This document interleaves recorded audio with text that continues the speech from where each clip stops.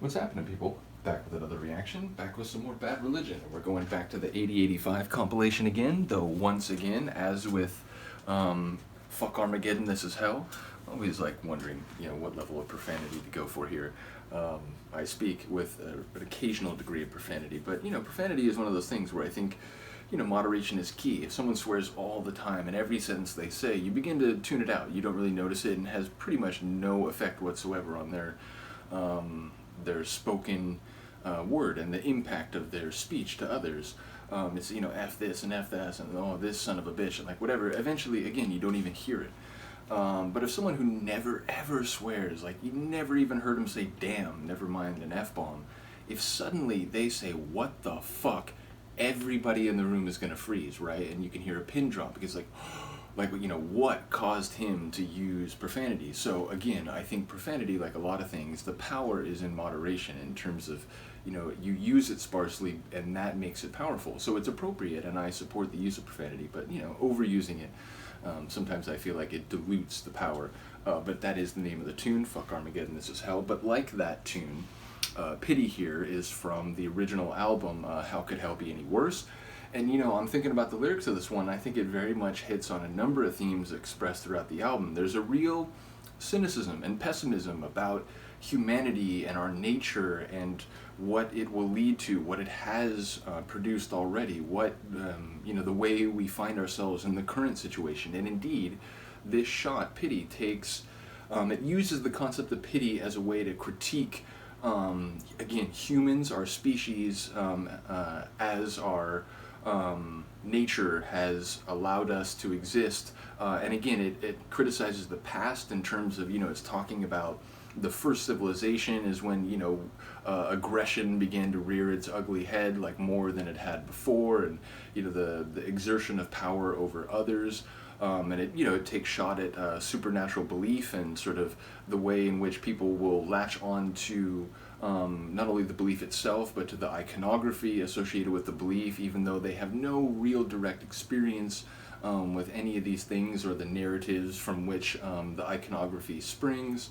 It criticizes, the way we live in the present and the way, like, the brutality of our nature leads to, again, exploitation, corruption, oppression, and it has pity for the future generations, which ultimately will come to doom if we can't tamp down that aggression that has been part of our modern existence, which is to say, like with a lot of Bad Religion songs at this time. And again, I think this speaks to the way Greg, as eventually an anthropologist, doctorate, he does now lecture, but I think the way in which he sees the world is that sort of the first coming together of urban civilizations, which led to the first formal monarchies and sort of what we would lead into what we now call kind of the ancient world and so on, dominated by familial dynasties and sort of like brutal enforcement of political, cultural, and social norms.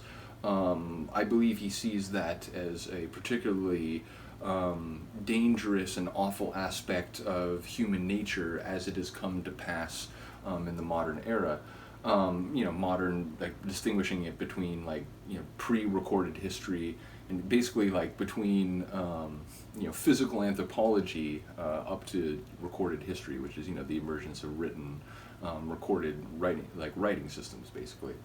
But yeah, it also takes a shot at the future and like, oh, I pity the future generations who will live under a government so omnipotent that it'll actually be even worse than living under the sort of oppressive and capricious kings of old, or the sort of like modern configured system where every aspect of life is sort of like compressed and like pre-organized, preordained, and you're just supposed to like go through the like process and the way that is expected not only by culture and society but even by governments and so on.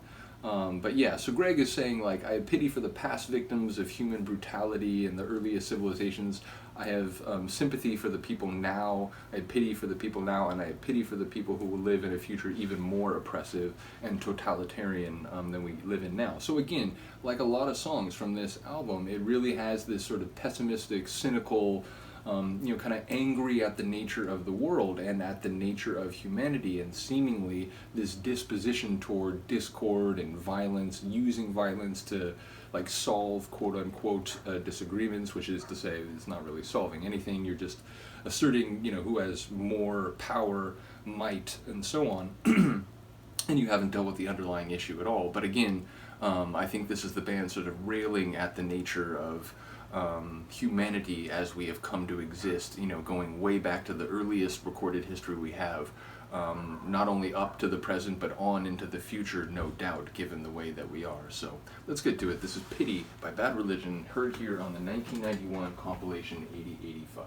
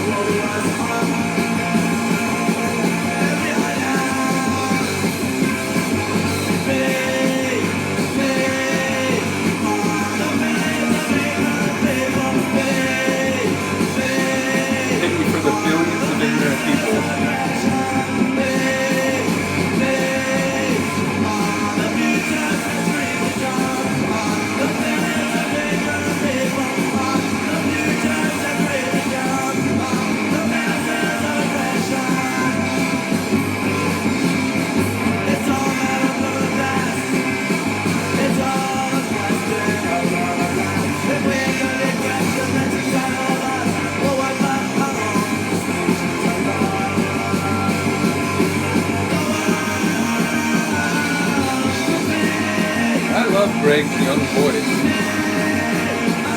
It's less melodic, but it's more gritty.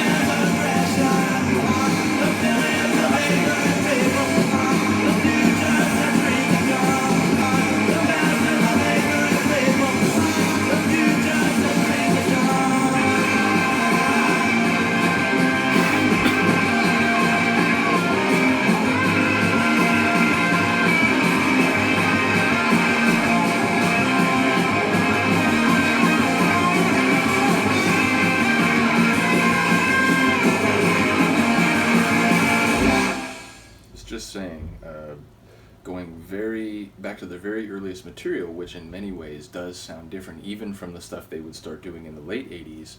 But even going back to this early material with a different sound, there's such continuity with the hallmarks that make that Bad Religion sound, going all over the 4 decades that they've been making tunes.